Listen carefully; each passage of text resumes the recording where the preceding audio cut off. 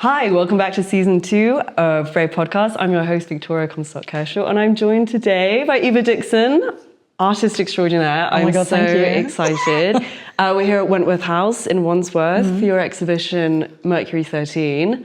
Could you introduce yourself for those who aren't familiar? Yeah, of course. I'm an Australian artist based in London. I've been here for about 7 years. I make what I sort of refer to as paintings that sort of sit alongside installation and sculpture with a variety of found materials. So I don't really have a hierarchy of materials. I'm just interested in sort of the narratives they contribute to the work I make, and that normally finds a home on stretches that I either make or find. Yeah, I mean, so the title of the exhibition, which for those who have Spotify, you'll be able to see the video behind you, is Mercury 13. I kind of considered myself, someone who knows about women's history and feminist history, and I'd never heard of the Mercury 13 group. Could you explain a little bit about these women? So in the late 50s, early 60s, there were 13 women that qualified for astronaut training, basically. But the way this happened is there was a doctor called Dr. Lovelace, who was the head surgeon at the time at NASA, which is really just their head doctor. And so he'd done all the tests on the Apollo 7 astronauts and wanted to know how women would fare on the same testing. And so these tests involved having very cold liquid put syringed into your ears, edemas, blood tests twice a day. They were actually quite severe compared to what we do now as testing for astronauts. This was considered far more difficult. So these 13 women qualified out of a list of 100 and passed the same tests that these men had. But what's quite sad about it is that when NASA found out that this was happening, because there was a media blanket over this testing because he was running privately, and these women had gone through divorces, abusive partners, lost jobs just to do this testing they weren't paid for. They went, there's no place for women in space, which is interesting because it's already gendered before it had even happened. This place outside of Earth, there was no place for them. And not only was there no place for them, but unless they were making breakfast, was sort of the joke made by John Glenn on the stand when this went to court. And so NASA is sort of so now embarrassed of this history that it's really suppressed in their archives and not really acknowledged, despite the fact that these women could have been a part of that narrative. Yeah, and it's so ironic because now we've got, the sort of Katy Perry going to space. Just to space. Yes. There's this kind of retroactive rewriting. Girl power. Yeah, it's it's very first wave feminism. It's sort of it feels very turf coded. Yes. The women we send to space, they're these cis divas. Yeah. They go into and space holding a daisy, rich. Crying, kissing the ground when they come back.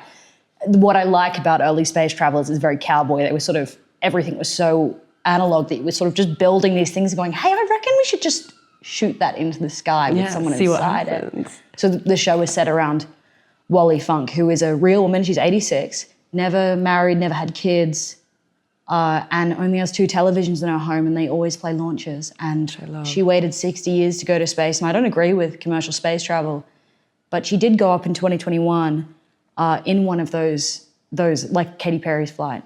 But she waited 60 years for that. She's never had a student fail her flight training. She remarkable woman in her own right. Drives without a seatbelt everywhere. She's crazy. I love that. All she ever wanted was this. So the show is set as if I have sent her up in the 60s. It's like a faux historical. Yeah, I mean, part of the really incredible press release for this is this idea that you have reimagined a world where Wally Funk did go to space. Yeah. So I'd like to talk a little bit about the sculptures, the materiality of it, how this kind of historicism inspired the show. So I think for me, when I was writing my practice dissertation in 2020 or 2021, I stumbled across these women and I was obsessed because I've always been interested in the space race and early space travel and the development of the Russian rockets, etc.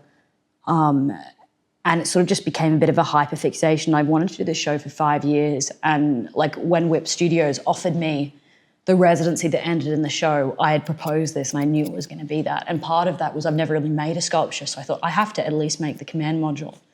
So essentially sort of using the landscape around us, I was allowing the materials in this area to influence the sculpture as I made it. So I was finding things or calling the antenna company across the road for the spools that are on the top of the rocket. Oh, gorgeous. So I just spent a lot of time with these materials sort of building that up, and that's sort of how I became engaged with it. Yeah, and one of the things that, I mean, a lot of people said this at the opening of the show, is it smells amazing in here. It smells very industrial. Yeah. The painting, well, the canvas behind me uses fire hose, correct? I mean, one of the things that I really like about your work is you source from so many different places. Can you tell me a little bit about sort of your practice in terms of where you get things from? The looking is a big part of the work. When I was a student, early on, I used to think that that material research was somehow lesser than reading, for example. But I've sort of come to realize that the language that materials provide can be so specific, and you can sort of weaponize or sort of undermine ideas around things by bringing them together, and that's what my interest is. So with the fire hose, I think I was on a bus in Croydon with my partner, and I was like, God, you know what would be cool is to make a work out of fire hose. And she went, oh yeah, well, I mean, doesn't the fire department have disused fire hose? She went, but you wouldn't email them, would you? And I would. Yes, I would. So I emailed them. And the lovely commander of Islington Fire Department, Mick, I emailed him and he went, yeah, of course you can come. And I thought I was going to go there and he'd give me this fire hose. So 40 meters fire hose later, I spent 4 hours there in the truck. I got to turn the sirens on. I rode around the block. I got to fire the hose, and this beautiful beefy man was holding me back. And I was like, gorgeous. well, this is wasted on me. And firing the hose. And then, it was amazing. I'm not even supposed to say, but I went down the pole. Whoa, Love. That was great.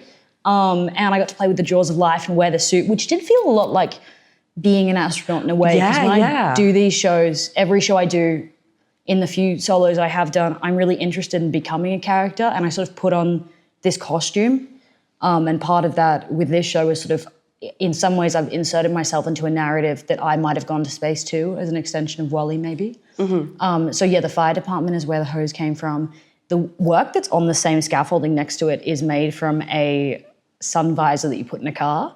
I just think it's very spacey. Yeah, a lot of the absolutely. tech that comes from space is used commercially or just domestically. eBay loves me. I'm a frequent buyer on eBay. I've heard this. Yeah. You have a little community of people. I do. Vinted. My mother-in-law keeps things for me, like this weird Shamu towel recently. That was great. Faded Shamu towel. So much going on there. My nan now.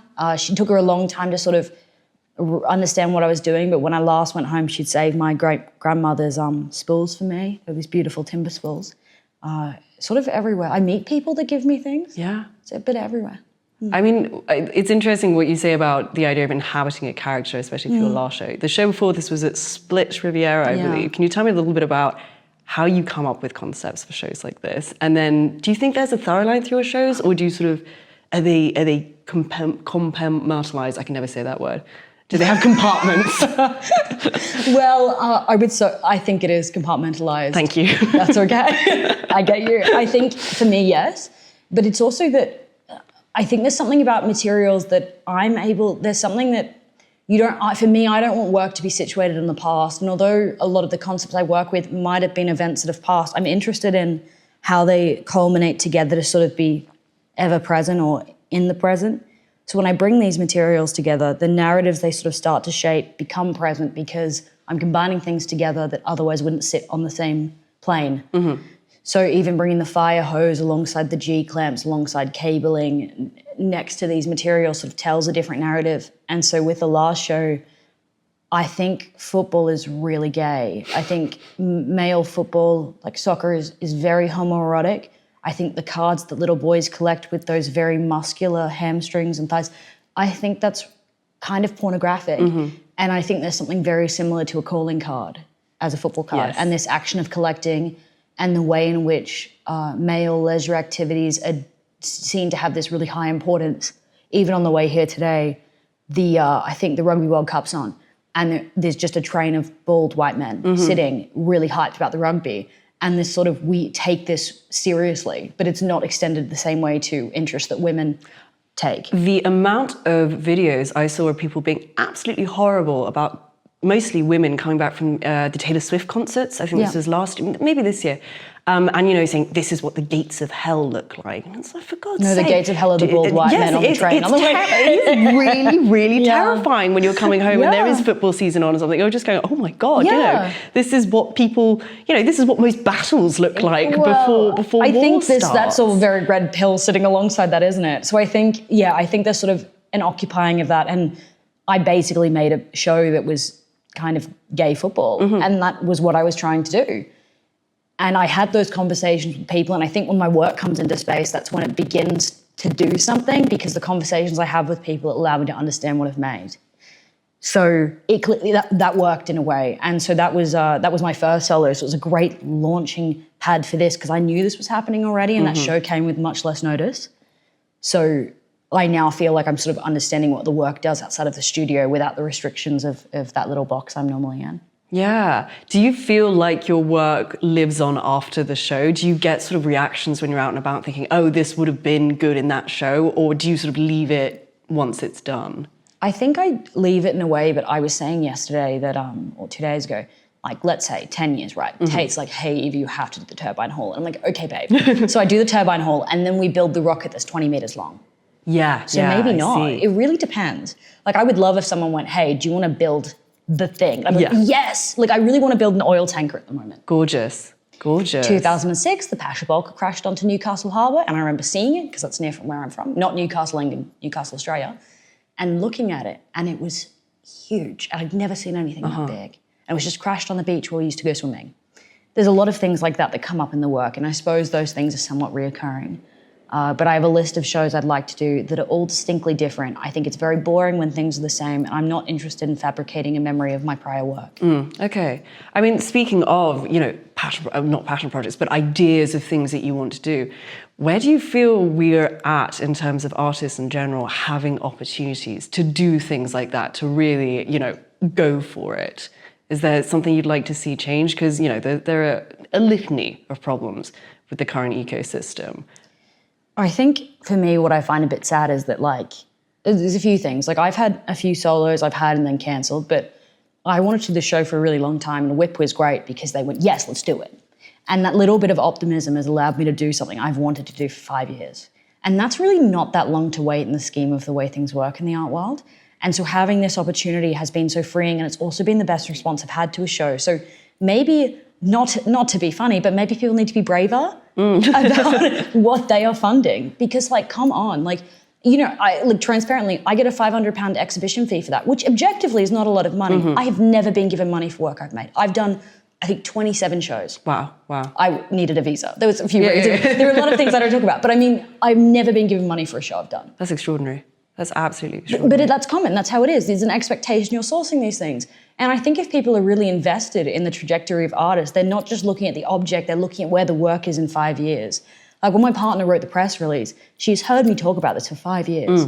When she speaks to other artists, there's this real focus on her understanding what it is they are doing as opposed to what they've done. And I think that's often lost in programming. But I have friends with blue chip galleries that it seems they don't get a lot of freedom either. But I know what I'm looking for if it comes to, I hope, me signing with a gallery, and that's them being confident that they see that I'm beginning to do something. Because the work I make now, I hope and expect to be nowhere near as good as the work in 5 years. Oh, absolutely. And if people encourage that, they're going to get a cracking show out of it. And if people gave a bit more grace to artists or felt a bit more open to the unexpected, I think we would not be seeing so many gold foil boring freeze boots. Tell me about it.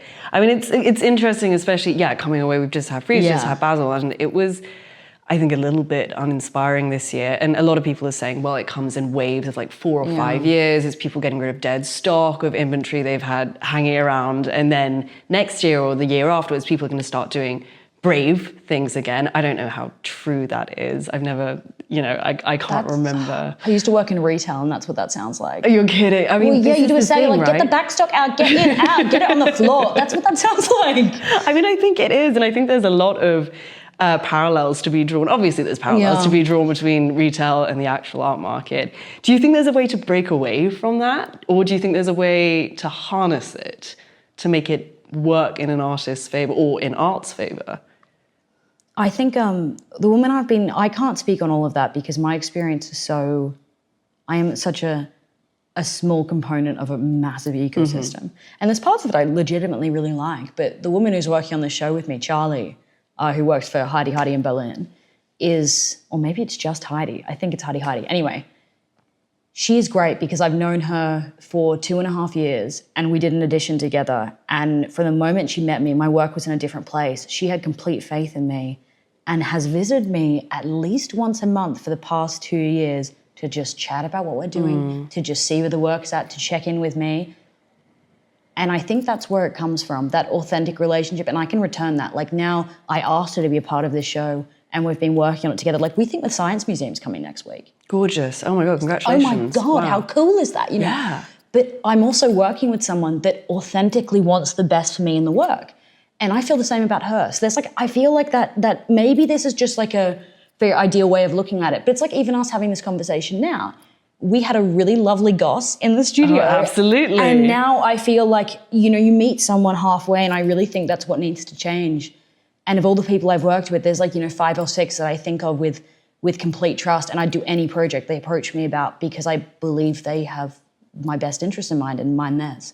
But this is something that we spoke about in the studio, and it's also a huge part of your practice, is the idea of community, which is a word that gets thrown around a lot and gets kind of yassified and you know, but this idea of, meeting people halfway, I mean, something that I really like talking to you about was this idea of there has to be a balance. Yes, the artist is giving a lot of themselves and the audience also has to turn up. And in that sense, there is a sort of, a balance, a give and take.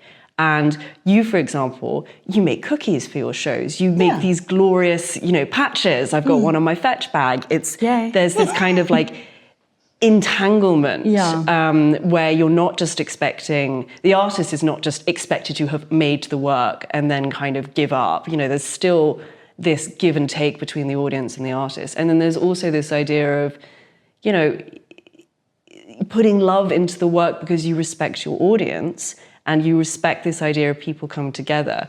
And you introduced me to a term I really love, which is community. Inconvenience is the price of community. I was just about to say that. Yeah, which I love so much. Yeah. I'd love for you to talk a little bit on that and kind of how that influences your practice. Well, my materials come from my community. Of course, absolutely. You know what? I think it's a few things. It's like I found school really difficult, not elementary, but I never sort of fit in at different points.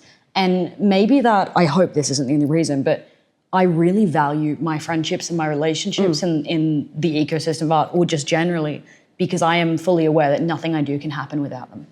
I also feel like making cookies, you know what, it's also that, like, we talk a lot about, you know, the artist exposing themselves and making this work, and that's not to say that's not true, because the act of exhibiting is quite, it means you have to bear yourself in some ways, but I'm also asking you to show up in Wandsworth, having lived in central London. Like, I'm asking a lot of people, even if the show was around the corner, I'm asking you to give me time. And time is a commodity, especially in this industry. Like, I work a lot, like, you know, and I think doing those little things, if I want a community of people that are supportive of my work and I can be supportive of theirs, it involves giving back. It's even when I'm teaching. Like, I care so much about the students I work with because I feel like the only way we can cultivate like community or kindness within this industry is by extending a hand to the people that are before us. And horizontal networking, and not as in sleeping with people, but as in that does work too, I will say that. As reaching across your community of people and pulling together. Like, I got contacted about a show a few weeks ago that I really don't have time for, but the woman who asked me to do it used to be a teaching assistant on my course. Wow, and gorgeous. I will do it because I have so much respect for her. And I think that's what community is. And it is also the cookies. It's also giving people these little tokens that, like, I know you can't afford the work, I want you to be a part of its narrative. Or I appreciate that you come without fail, or that my partner's parents come to every show I do. That's so nice. That is, like, people, I think, don't realize that the work doesn't exist if there's no one to look at it. Nothing exists in an echo chamber, and it may as well not exist if no one sees it. Yeah, no, absolutely. I mean, this is another thing we spoke about, is the idea of like the tortured artist, which has always kind of irritated me, is people make things, yes, for attention, but there's this idea that artists will collapse if they don't create their work. And I think there is absolutely, like you say, a lot of art, of an artist's soul that goes into their work. And there is this kind of exposing element to it. But there's also, you know, there has to be a desire for an audience to get something out of it. Do you think about that when you're making your work? Are you thinking, how are people going to receive that? Or are you more kind of focused on your, like, you know, I need to get this out, I have an idea, I want to construct it? Probably the latter, because I'd still make work if no one saw it. Okay, that's... So probably the latter. This 100%. is really good to hear. Yeah, sorry. Oh, no, please. I mean, yeah, because there is like this idea of the tortured artist and this kind of like, it needs to be seen and constructed and perceived is a word I really like. And it's like, it's just kind of, it has to be reinterpreted by someone else. And that's not, I think, the case. And I don't think that's ever been the case for good art.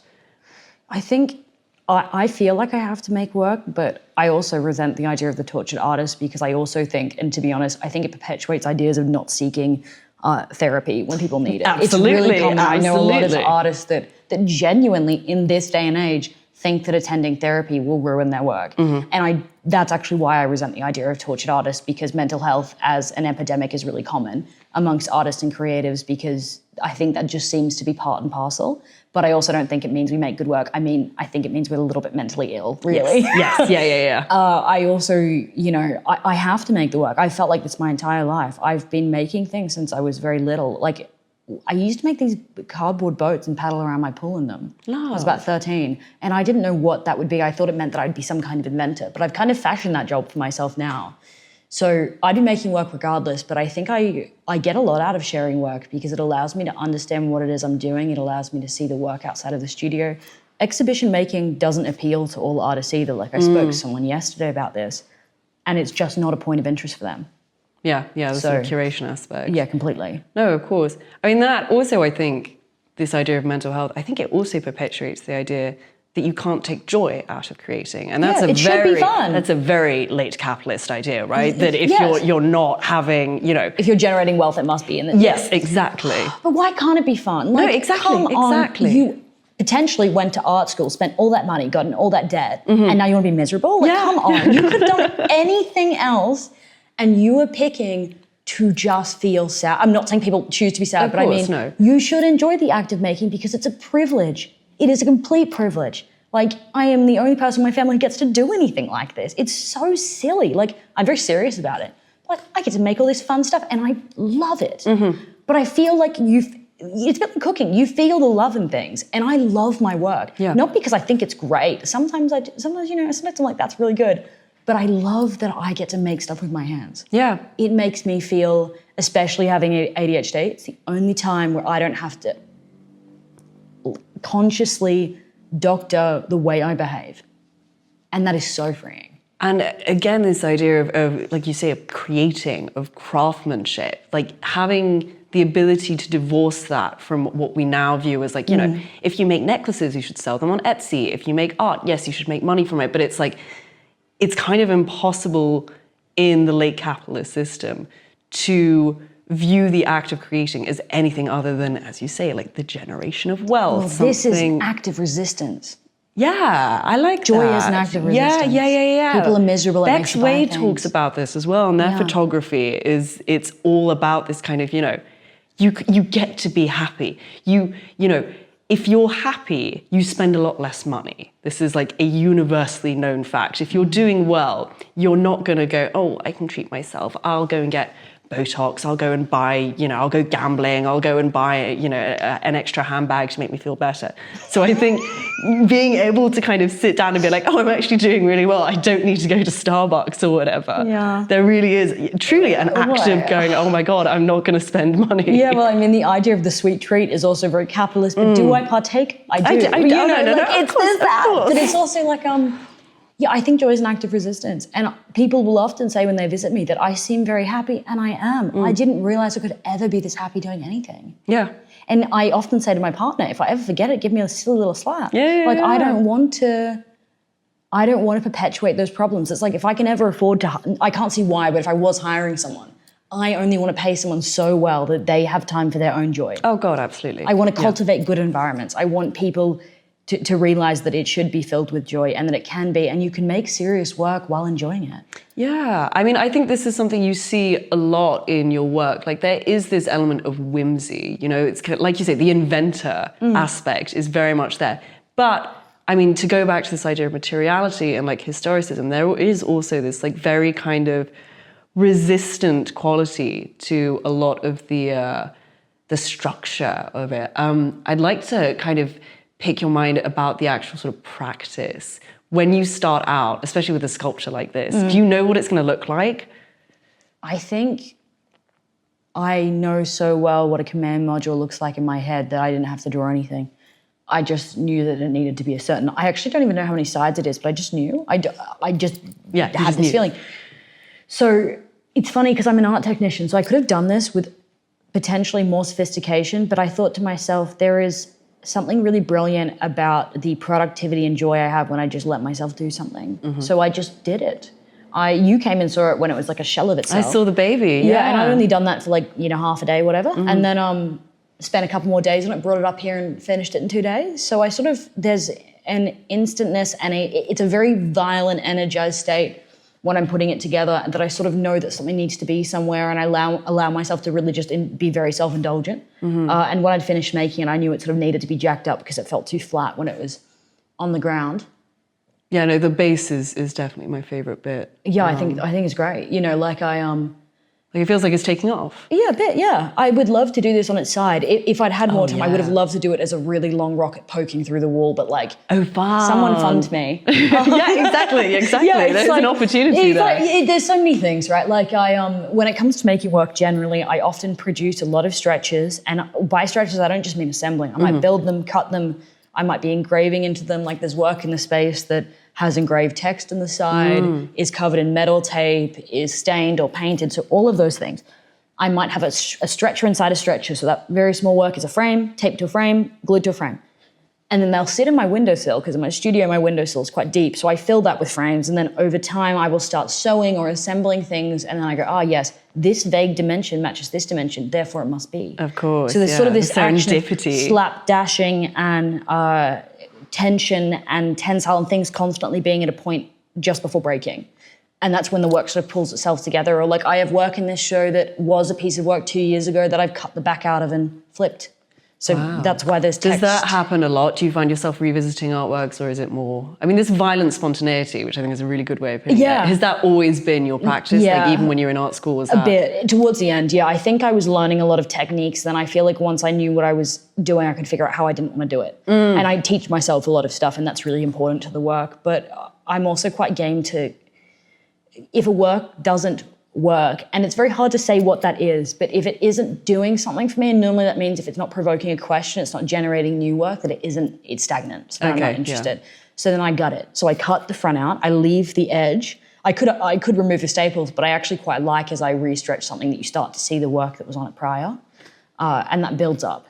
So that happens a fair bit because I make work very quickly, but a lot of it doesn't survive. So that's when you know that a work is finished, is when you've gotten out of that stagnancy, right? Yeah. And if I don't understand it, it's good too. If I'm looking at it and I think there's something in this work that I don't know how to replicate, or it has a quality to it I can't articulate, it's something I need to keep doing. Okay. And then that process keeps going until I sort of have I've now made quite a few woven works. And so I know I'll come back to them in a more complicated way. I kind of think I have a good understanding of them now. So they still surprise me, but not in the way they did 6 months ago. Yeah. Does your work as an art handler, I mean, obviously it must influence you, but do you find it goes the other way around as well? When you're working as an art handler, do you sort of get these ideas? You're like, oh, I could bring this back into the studio. A lot. Like even when I was teaching yesterday, they had these cardboard sheets up on the wall, and I thought I really want to do a show where a whole room is covered in cardboard. Oh, nice. And now I really want to do that. Perfectly cut cardboard. I want to do it. Yeah. Like a flattened box where the edges, everything's, So yes, I also love about that I can problem solve for people because so much of my work is problem solving. Like if you've got a complicated work to hang and you don't know how to hang it, I love that I can do that for you. That's the joy of it. And that often comes back in the studio because I'm sharing skills, and I like sharing how I know how to do something with people.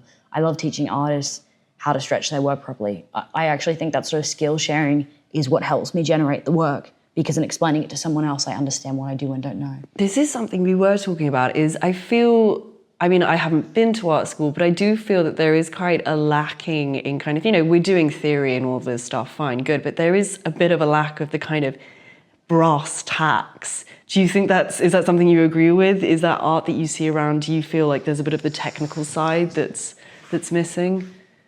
I have a personal difficulty with painters who can't stretch properly. My difficulty is that if you're so insistent on treating a painting as merely a surface rather than an object, at least do it well enough that I'm not looking at the sides. Absolutely. And wondering why they're crinkled. And unless you're doing it on purpose, and very few people do that convincingly, it just looks like you don't care enough about the materials you work with. And for me, in an age where every time you make something, you're polluting the earth further because you're bringing something into existence no one asked for. You are just contributing to that problem, so you may as well do it well. Make it worth it. Take pride in the work you make. It's like when you drop work off at shows, although it should be wrapped well by the people taking care of it, drop it off as you wish to pick it up. Make the work as you wish other people would take care of it. I don't think there's anything cute or admirable about not caring. And I think people should care more about everything. So yeah, there's that. But it's also like when I'm at work, I love finding students, especially like young women in the course, and be like, hey, can you use a drill? And they go, no. And I'm like, we're going to do it right now. Yeah, they go, I don't know how to do this thing. I'm like, we're going to do it. And no one will die. It's just a drill. Like, that's great. I love it. That's so cool. So I think sometimes people just have a fear, especially that is so prevalent among, minority groups too, because we just don't teach young women or queer people that is fine to ask those questions. So yeah, but I would like to think that I'm combating it a little bit. Yeah. No, I mean, especially I like the idea of like caring as resistance, but also this idea that it sort of goes back to what you were saying earlier about you were asking people to come out. When I see these artworks that are so that have a bit of, apathy to them, like it's considered quite cool now to be very sort of hands-off and like slightly nihilistic, politically, emotionally, generally, but also technically and artistically. And, if you're asking an audience member or a loved one or anyone to think about your artwork, then yeah, learn to stretch the canvas, paint the sides, do the stapling properly. Because why would you expect someone to really, really think about something that you've made if you haven't thought about, just the details and stuff like that? And I'm not saying people need to make cookies and tea for everyone. I think people should make cookies because it was really nice to eat your at cookies an were opening. really good. I'm glad. They saved my life on the bus because I was quite tipsy. I was like, perfect. Got some cookies on the way home.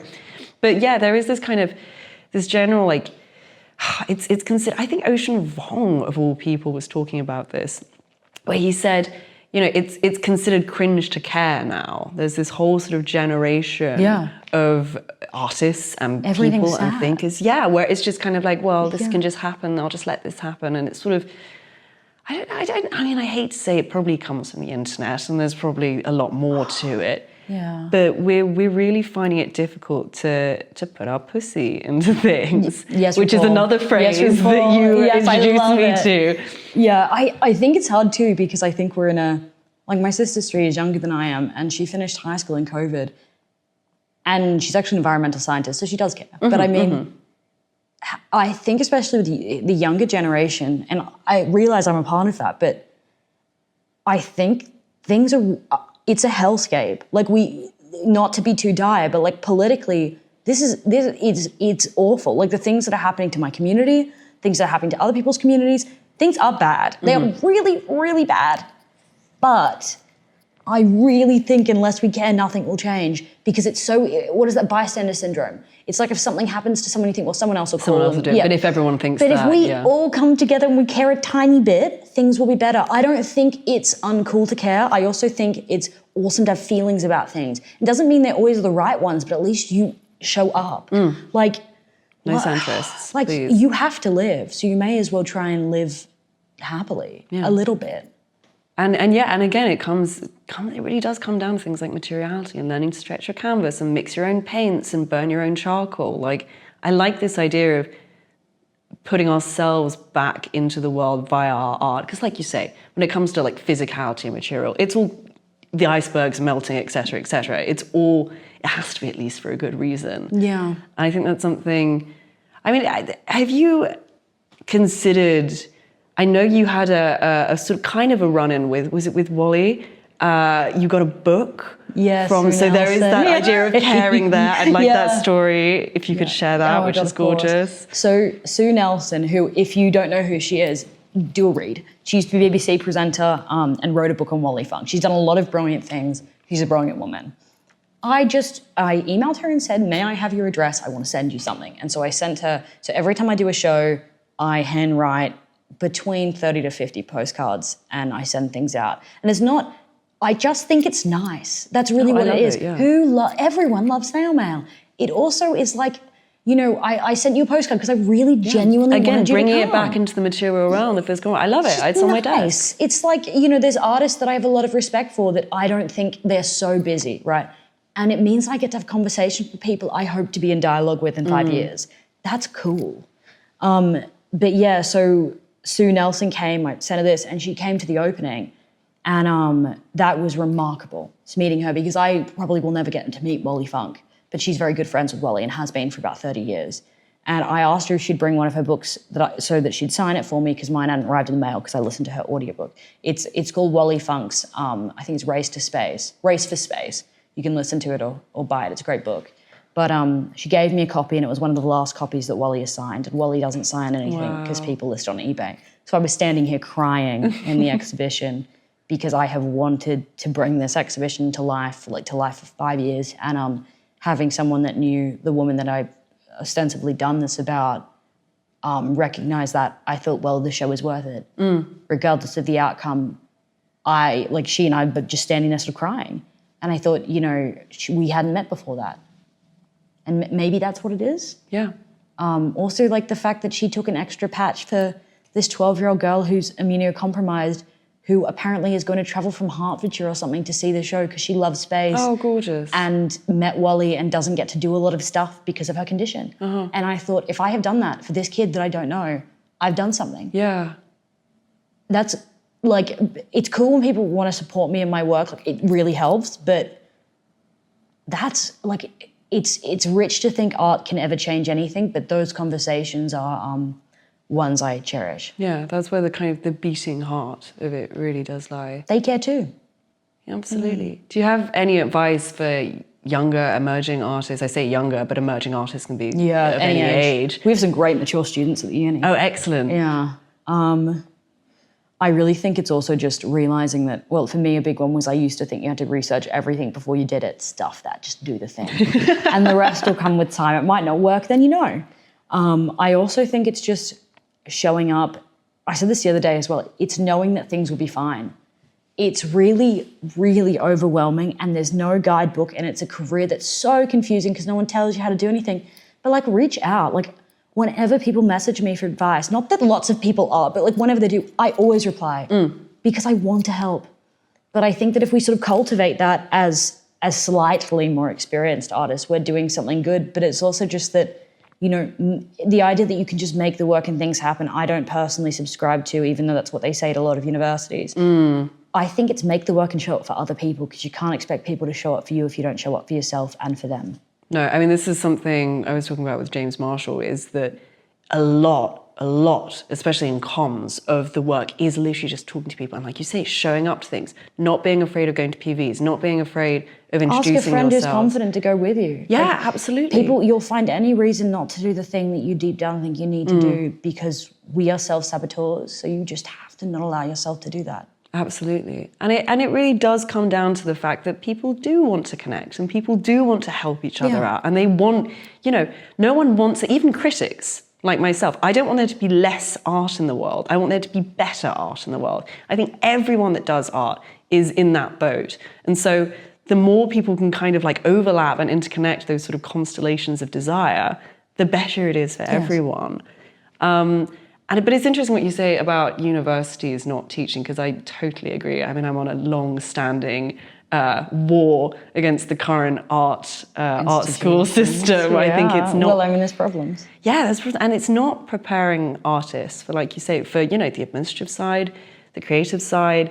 I was wondering if you've given advice on how to kind of get past that in terms of like the sociality of it, but I'm wondering is there something that you would have liked to have learnt when you were studying that you were not introduced to?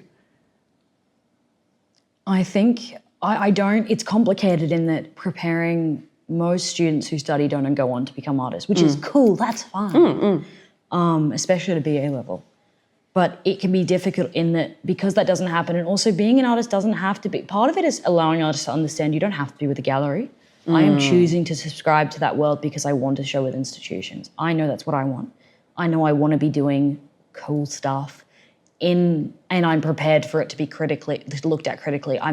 It is so cool if someone just wants to make work at home. And I really admire that because I've never felt that way. And that's another, late capitalist totally thing valid. is people feel, oh, well, if I'm not making money from this, if I'm just doing it in my home, I'm not showing it to The them, love of a thing is richer than all, right? Absolutely gorgeous. So I think that, there's that. I probably would have benefited from learning what to look for when people approach you about stuff. And it's not that, it doesn't happen often. You leave uni and things happen, but there were some times early on in my career that I probably did things I shouldn't have done because people weren't looking out for my best interest. They were looking to sort of gain off me. But in saying that, I think I learned those things. Sometimes you do just have to fail at something to know. And also finding community with artists because they really are the ones that know. But I sort of have always just found pulling a tutor aside and having a conversation with more than one tutor, because some people are really cynical. They're hanging around for that pension. You do need to chat to people of different ages. Ask the people you meet those things, because unis will never develop a curriculum that talks about those things because it would be counterintuitive to what they believe arts education is. Yes. That's how I feel anyway. Yeah, no, I agree. Do you have anything in the works, upcoming? I do. What's next for you? Well, there's things I can't talk about, but I do have a couple of shows in December because I am crazy and I've got a lot that on. is, for context, we are filming this in December. mid-November. Oh, November, so, yeah. I've got some stuff on that some things I shouldn't be doing and some things I'm really excited I'm doing that I can't talk about yet, but I'm doing a show with a gallery that I have always wanted to show with that I've just found out about that I cannot talk about. Congratulations. Thank you. It's just a small thing in December, but you'll know when it happens because I'm There going to will be be talking about signs. it. Yeah, there will be signs. In January I'm in a group show with Juliette Wilson. Juliette Wilson's curated, she's a babe. I just like her. I think she's cool as. I have some shows throughout the year. There's a lot of things I haven't confirmed, and I've got a residency at the end of next year that I can't really talk about. But it's back for me applying to schools again. So. Yeah, wow. Yeah. Talk to me a little bit about residency processes and applications, because I hear it is hell on earth. Just be you. I know it sounds so corny, but the only things I've ever been accepted on is when I've just written how I actually feel about something. Okay, that's interesting. And also care a little bit less. Care, but less, because there's so many things to apply for. Write the list, apply to everything, especially early on. All the crap, apply to it all. Because you don't have to say yes, there's power in saying no. Oh God, absolutely. And then when you take all of that together, you might get one reply out of every 20 to 30 applications. So do all those things. Then you will have skin as tough as nails. I feel nothing when I'm rejected now, which is considering I'm a very sensitive person. So I'm I feel nothing, but with applying, I knew I wanted to do this. So I wrote a really sincere application about why I wanted to do the show. And obviously the work does a lot of the talking for you, but make the good work, write what you actually think. The only times I've been interviewed or got close to things I wanted to do, I just said what I was really thinking. I never got them for sort of using art language or beefing it up because I just said, honestly, this is where I'm at. I don't know what this is. I'm trying to understand it. But I just think the secret is to apply to enough stuff that you get over the rejection and then there's a higher chance you get something. Because I know a lot of people that go, well, I'll apply to the Ingram Prize next year or New Contemporaries the year after because I'm not ready. Just get rejected a lot. Yeah. You'll never, ready is an adjective. It's not a place. It just happens. You become ready when you decide I'm going to do it. There's no day you wake up and go, yeah, I'm ready. That doesn't happen. You have to push yourself outside of just your comfort zone. Just do the thing. Yeah. It could go really badly and that's fine. The worst thing that can happen is you don't get it. Exactly. The worst thing is that they say no. And then they know you. And then 12 months later they go, hey, actually, we liked your application. We're going to call you about the show. And I've done so many shows off the back of rejections. This is my favorite writing residency that I ever did. I applied to, I think, 6 years running. And they were one of those really annoying ones that didn't send a rejection letter, I think because they got so many. And it was really discouraging. And then I finally got it last year. And they said, yeah, you've been shortlisted so many times. We are aware of you. So it is kind of this thing of they are building up. They are aware of you. Getting a rejection means a rejection for that year, for that term. It does not mean they're not liking your stuff. They're not thinking about you. I think that's something that a lot of people get slightly tripped up about the thing, well, they rejected me because they don't like me. No, it just means they liked other people more. Yeah. At some point, if you keep applying, they will not like other people more. Yeah, the thing that'll also, like, not to be too real about it, but the thing that will keep you up late at night isn't the not getting in, it's the not doing it. Yes, yeah, Because yeah. it will sit with you. Can you talk on that a little bit? This is just how I honestly feel. I would rather, it's like when I'm nervous to speak to someone, it doesn't happen, to be honest, it doesn't happen to me a lot, but if I feel like that, I think, well, when I'm lying in bed at home, will I be really sad that I didn't do this? Yeah, I should just do it. 100%. Like years ago, I was at Freeze and I spotted Tracy Emin across the room on the VIP day because I used to work at Freeze a lot. And I was with a friend, Olivia Sterling, and she went, you should say hello. And I went, do you think so? She went, yeah. And I went, you know, I think in the shower about what I'd say to Tracy Emin. And this is years ago. I'm like 21 at the time. I did not realize, like, I'm not always aware of what my body's doing. I ran at the woman. She was fucking petrified. I didn't know Tracy Emin could be scared. I was like, hello, Tracy Emin, I love your work. I particularly love this video you made in this year, blah, blah, blah, blah, blah, blah. And she went, thank you. And you know what? I'm so glad I did that. I'm so glad you did. Because in 5 years when I, let's think, run into Tracy Emin, she'll be like, you're a crazy bitch from Freeze. Who yes, ran at me? was. Yes, I am. How are you doing, babe? I'm glad you remember. Exactly. Like, you know, I do that all the time. You know, but it's also like, it'll sit with you. Like, the worst thing that can happen is Tracy Emin scared. Like, there's actually... That's it. Worst thing that can happen, Tracy Emin scared. Yeah, but that's there's also, like... you know, what's the point? Yeah, you know, if you're not putting yourself out there, you're not doing it. And there's students I had last year that had so much promise and do have so much promise that don't apply to stuff because they're just scared. But surely it's scarier to realize that you were so afraid you can't do it. Yeah, that you could have. But they can. They just have to. Yeah. And that's like a hard line, but it's like, you know, sometimes at work, I'll sort of sit behind them as they're doing it and I'm like, just send it now. I'm like, oh, but what about tomorrow? I'm like, no, send it. now. We're going to do it before we go to lunch. Amazing. Because you just got to do the thing. And then they get into it and you're like, yes, this is a party. You know, this is what you want. Yeah. Oh, so good. No, I mean, yeah, it always frustrates me when people say, well, I'm going to do it next year, I'm going to do it next year. It's like, you can still do it next year. Yeah, just keep doing it again. Just keep doing it. Yeah. You know, there's never, I think, a downside to just, like you say, doing the thing. I steal so much for your vocabulary. This is going to be the next one. Just do the thing. Yeah, well, I mean, the worst that can happen too is you get offered too much stuff and then you have to learn to say no, which is a great feeling.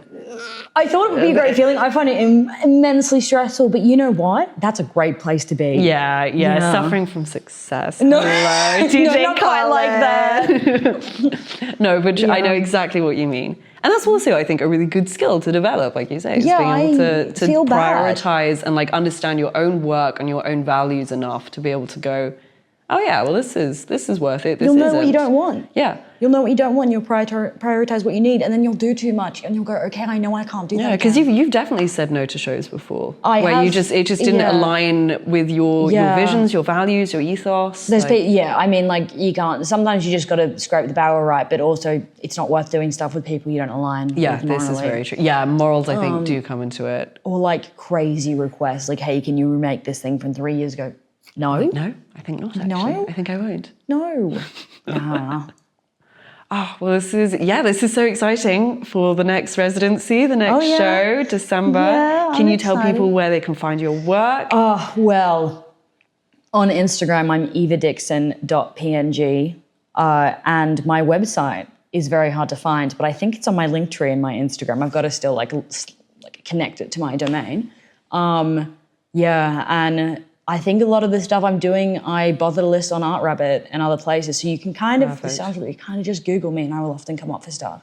Because, you know, the secret is when you put things on Instagram in the, what are those captions called for? Alternative descriptions. Yes. In your alternative descriptions, when you write them, include your name. Because that's what's prioritized on Google searches. Clever. So there's a bit of SEO there you go. For you. And Oh that's God, good for young artists. Take Get on note. it. That's actually really good. I hadn't thought of that, but Christ, I did know that as well because we have to do it for my magazine. Well. Well, this has been so good talking to you. Thank you so much for speaking with me. It's been a pleasure. I can't wait to see more of your work. Everyone, please, everyone come and see the show. Will it go out before that? December 11th. Yeah, absolutely. Well, it's open till December 11th. Come and see it. Drop me a line. If I'm about, I'll come in. Yeah, please do. She's like, Eva's fab. She'll show you around. She has so many interesting stories. Thank you so much. Yeah, the work is great. Thank you. It was great to have you. Thank you for listening. My name is Victoria Comstock-Kershaw. I've been your host, and thank you for listening to Brave Projects podcast.